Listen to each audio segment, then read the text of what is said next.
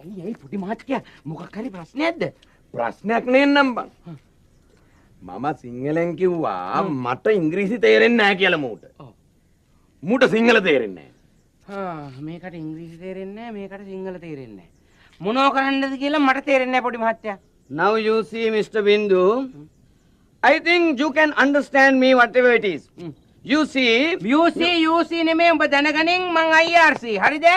මේ ලෝරන්ස් තමුසේ හැමදාම මෙතන ඉංග්‍රීසියෙන් බොරු ගහලා අපිට කොලේ වහලා සල්ලි නොදී නාලා ගෙදර යන්න නේ. උඹ දැනගනින් අද මං උඹ ඇඳුම් පිටින් වතුර ටැංකියට දාන්නේ. මේ මට සිංහලත් එකයි දෙමළත් එකයි ඉංග්‍රීසිත් එකයි. ගණිතකෝ පොල්ල. අද මං අනේ බින්දු පුතා, අනේ පොඩි මහත්තයා, උඹ මගේ පොඩි මහත්තයාව ලැජ්ජ කළා නේ. මාව පොඩි කාලේ ඉඳලා අදලා වඩලා ලොකු මාත් කරපු පොඩි මාත්‍යට තමයි උඹ ඉංග්‍රීසියෙන් කතා කළේ නේ. අනේ පොඩි මහත්තයා බලන්න ඔබ බේරගන්නකො. මේ මම මොන වරදක් කළාද මේ?